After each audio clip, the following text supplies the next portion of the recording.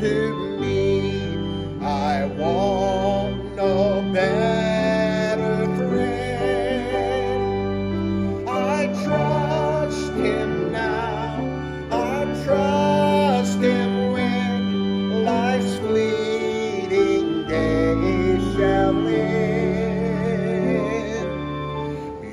Beautiful life with such a friend. Beautiful life that has no end. Eternal life, eternal joy. He's my friend. Be seated.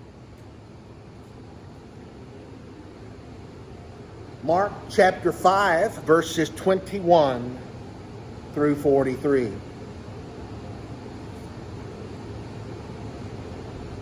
When Jesus had crossed again in the boat to the other side, a great crowd gathered around him, and he was by the sea. Then one of the leaders of the synagogue named Jairus came, and when he saw Jesus, he fell before him and begged him repeatedly, "My little daughter is at the point of death. Come and lay your hands on her, so that she may be well and live." So he went with him. And a large crowd followed him and pressed in on him. Now there was a woman who had been suffering from hemorrhages for 12 years. She had endured much under many physicians and had spent all that she had. And she was no better, but rather grew worse. She had heard about Jesus and came up behind him in the crowd and touched his cloak. For she said, "If I but touch his clothes, I will be made well." Immediately, her hemorrhage stopped, and she felt in her that she was healed of her disease. Immediately aware that power had gone forth from him, Jesus turned about in the crowd and said, "Who touched my clothes?"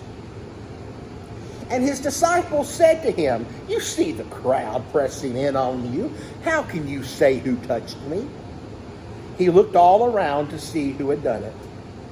But the woman, knowing what had happened to her, came in, fear, trembling, and fell down before him. And she told him the whole truth. He said to her, "Daughter, your faith has made you well. Go in peace and be healed of your disease." While he was still speaking, some people came from the leader's house to say, "Your daughter is dead. Why trouble the teacher any further?" But overhearing what they said, Jesus said to the leader of the synagogue, "Do not fear, only believe." He allowed no one to follow him except Peter, James, John, the brother of James. So they came to the house. And when they came to the house of the leader of the synagogue, he saw a commotion. People were making weeping sounds and wailing loudly. When he had entered, he said to them, "Why do you make such a commotion and weep? The child is not dead, but only sleeping." And they laughed at him. Then he put them all outside, and he took the child's father and mother and those who were with him and went into where the child was. He took her by the hand, and he said to her, "Talitha cum," which means, "Little girl, get up." And immediately the girl got up and began to walk about. She was 12 years of age. At this they were overcome with amazement, and he strictly ordered them that no one should know this. And he told them to give her something to eat. This is the word of God for the people of God. Thanks be to God. Well, a family had moved from a little apartment to a big house. They were out in the country, and a friend asked their 8-year-old son, "How do you like your new house?" He said, "Oh, it's great. I have my own room now. My brother has his own room now. My sisters have their own room. But Mom, poor Mom, she's still with Dad." 4-year-old Andrew spilled something on the carpet. His mother responded with a screaming tirade. And Andrew said, "Mommy, you forgot to ask Jesus to help you be nice today, didn't you?" It's not easy being a parent, especially a mom. I read about a study recently that shows by the time a child reaches 18, a mother has had to handle some 18,000 hours of extra child-generated work. That's 3 months a year that people who don't have children have of extra leisure time. Came across an article written by a mother of twins. Listen to the story she writes. "It was an exasperating day on spring break. We were in Florida, and finally, after a morning full of arguments, we made our way to the beach. That's when I spotted her. She looked to be about 8 years old. She was playing on the beach with her family. She was having a wonderful time doing what children do on the beach, building sandcastles, running in and out of the water. It was easy to single her out, though, because she was wearing a pink bodysuit and she had no hair on her head." The mother writes, "I am confident she was taking treatment for some form of cancer. But it didn't slow her down that day, at least while she was on the beach.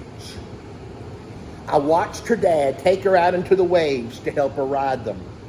Both of them were splashing around and laughing as if they did not have a care in this world. This was probably one of the few times her illness did not consume and control her." The mother then writes, "I looked at my 4-year-old twins, and suddenly everything we had been arguing and fighting about seemed so small. For that truly did put everything in perspective." Is there anything a parent wouldn't do for a sick child? I don't think so. Every parent I know would turn heaven and earth upside down to find a cure for a child who is ill.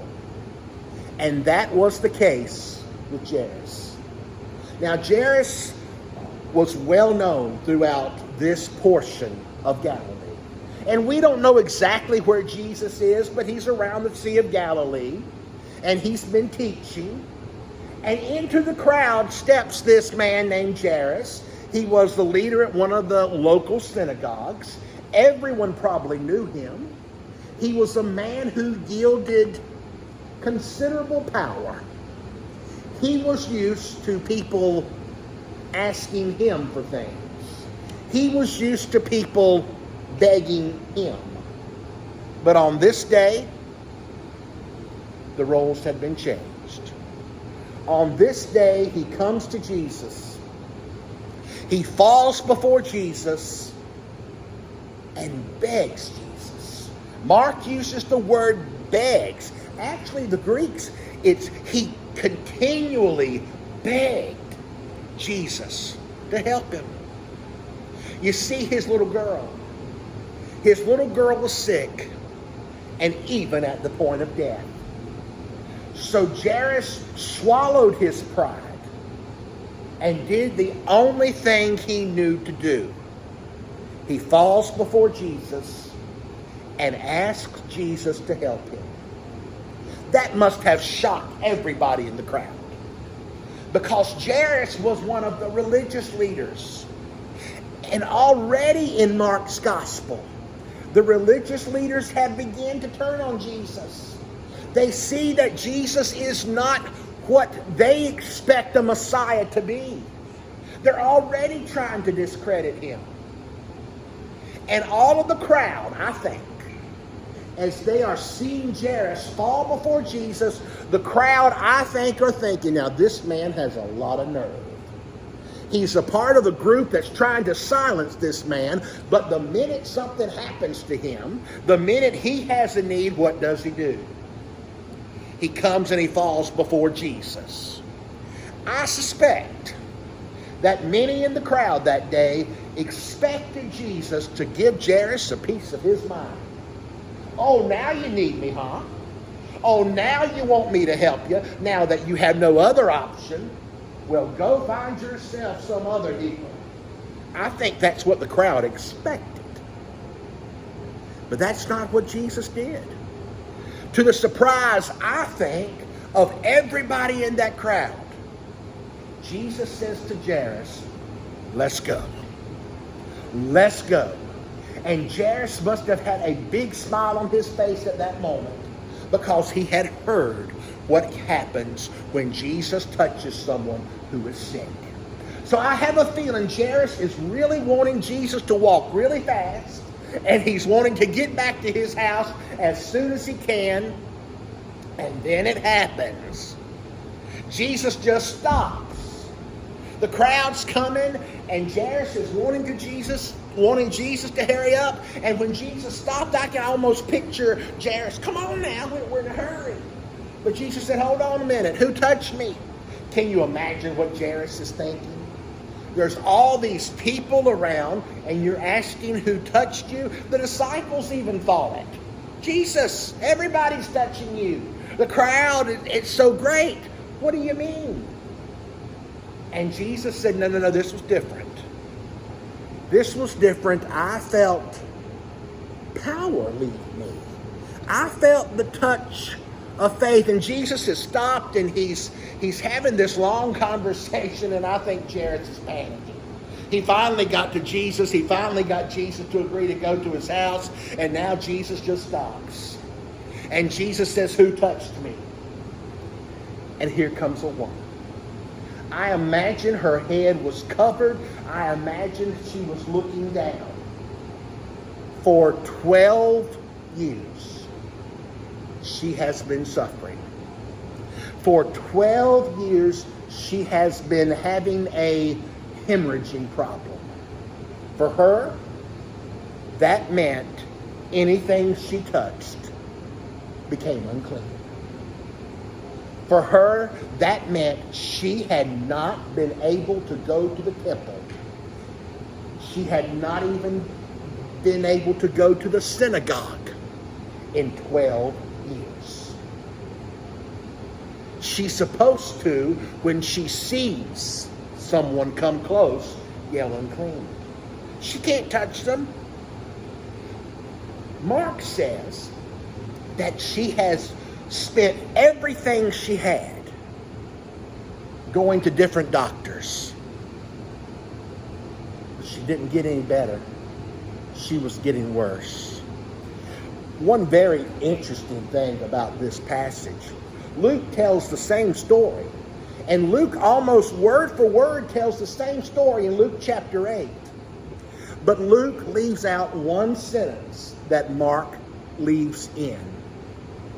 Luke does not mention that this woman has went to many doctors and spent everything she had. Read the story.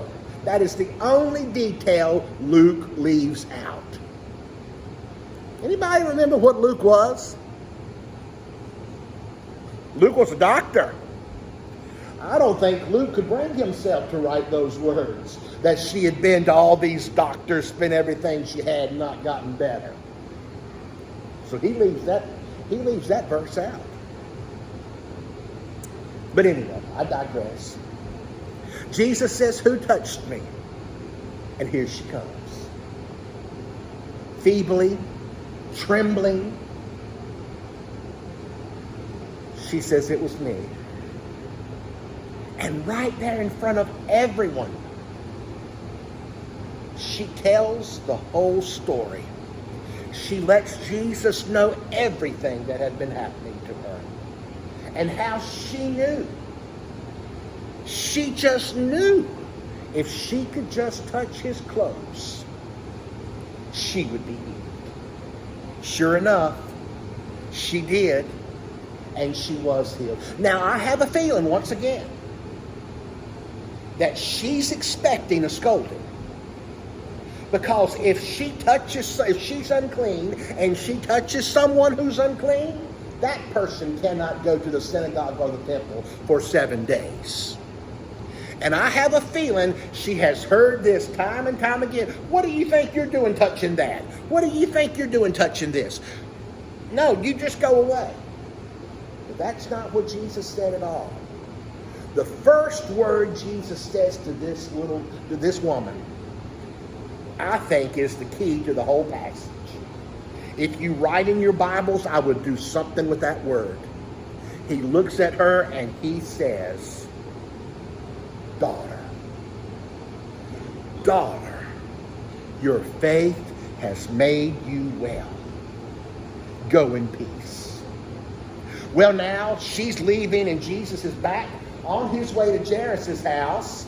And Jairus is over there panicking because he sees some people from his house coming. And I think he knew what they were going to say. They come to Jairus and they say, Jairus, don't bother Jesus anymore. She didn't make it. Your little girl's dead. Jesus does not speak a word to them, but Jesus looks at Jairus and says, don't listen to that. Only believe. And Jesus sends everybody away except Peter, James, and John and Jairus. And they go to the house. When they get to the house, the professional mourners are already there. I don't have time to go into it this morning, but one day I'm going to go into everything these professional mourners did. Basically, they cried and they made lots of noise because they were grieving with the family. But in those days, you were buried within 24 hours.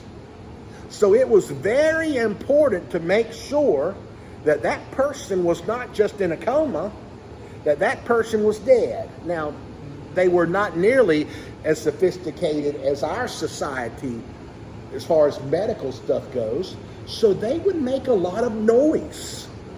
A lot of loud sounds. They would bang on things. They would wail. They would scream. Thinking, if that person is just in a coma, all this loud noise will wake that person up. Well, Jesus kicks all of them out.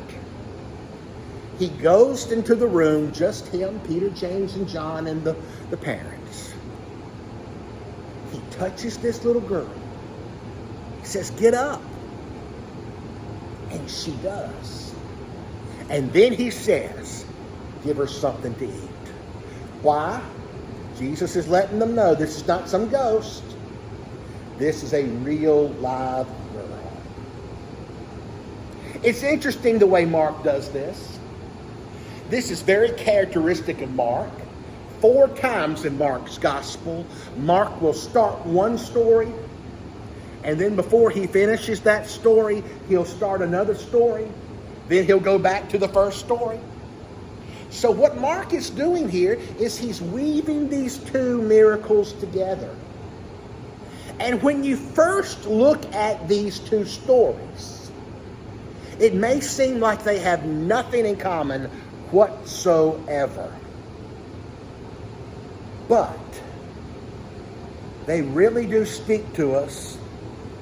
And I do think they have a lot in common when you look beyond the surface. Well, what is Mark trying to tell us?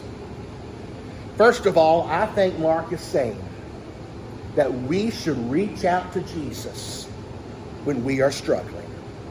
Now, by no means is that the only time we should do that. But under no circumstances should we face a challenge without Jesus' help. For you see, Jesus will help anyone who asks. One reason I think Mark laces these two stories together was to demonstrate Jesus' concern for all people. I mean, could the two characters in this story be any different? Jairus was one of the most prominent and influential men in his community.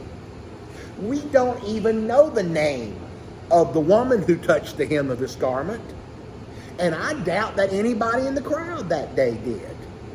Jairus has all the power and influence he wants. She has none. And yet Jesus responds to both of them. And if you'll notice, he responds with the same degree of compassion. He interrupted his schedule for both of them. He listened to both of their stories. And in the end, he meets both of their needs. Jesus will do the very same thing for you. How will Jesus respond when we reach out to him like Jairus and this unnamed woman? Will he heal us? Will he take away our struggle? He might. He very well might. I don't know. He might not. But what I do know is that Jesus will walk with us every step of the way, and Jesus will see us through whatever we are facing, because Jesus is compassionate, Jesus is merciful, and Jesus is loyal. So what are you struggling with? What are you struggling with this morning? What stiff challenge are you facing? And have you asked for God's help? Let me remind you, it was not easy for either one of these people to approach Jesus that day. It was unthinkable for a prominent ruler of a synagogue to ask Jesus for any favor whatsoever. And this woman, she risked humiliation in public, maybe even death, if she did what she was going to do. But both of them came and fell before Jesus, pleading for help. Why? Well, both of these people have one thing in common. They're both desperate. Their pain had pushed aside their fear, and their pain had pushed aside any public shame they might have. I don't know what you're struggling with today, but let me encourage you. Reach out to Jesus. Jesus is there. Jesus will help. These stories show us one more thing, though. They challenge us to look beyond our own needs as we go along and reach out in Jesus' name. These two stories challenge us to help others who are struggling. That includes family members we love dearly, neighbors we have grown to appreciate, and strangers who appear in our pathway. Every time I read this passage, I am overcome with Jairus' love for his daughter. He risked everything to help, and he had a lot to lose. A man of his standing in the community would never drop to his knees in public. But he did. Why? He wanted to heal his daughter. He wanted his daughter well more than he cared about his social standing. He was willing to do anything for her. And he was willing to lose anything for her. And he probably did lose a lot that day. What do your children need from you at this time in their lives? What sacrifices are you being called on to make on their behalf? And if you do not respond with compassion, who will? If you don't throw caution to the wind, who will? Some of you may remember Jim Palmer. Jim Palmer was one of the Baltimore Orioles' finest pitchers.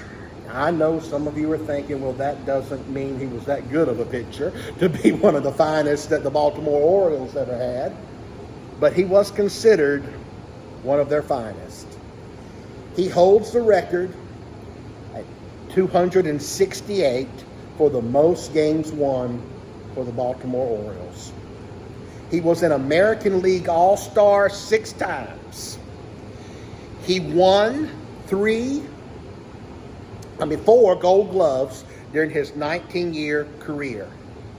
But recently he began to put some of his trophies up for sale. Not because he needed the money, but because his grandchildren did. You see, he has some grandchildren.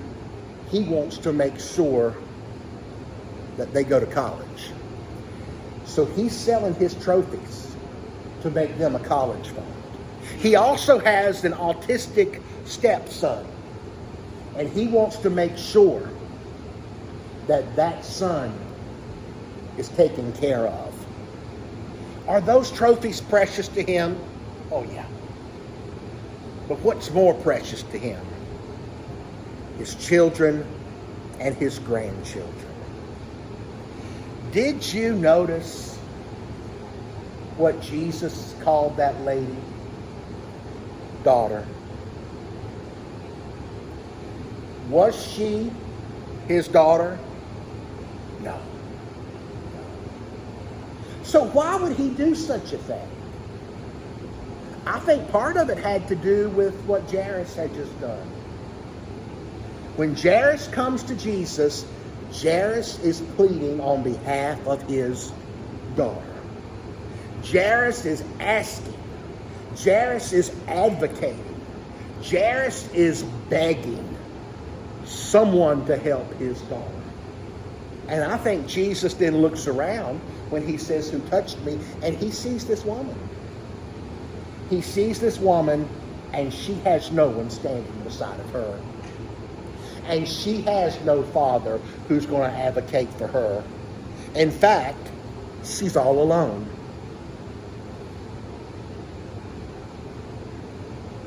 That is, until she met Jesus.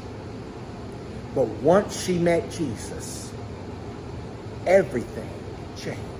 Because Jesus called her as if she were a member of his own family.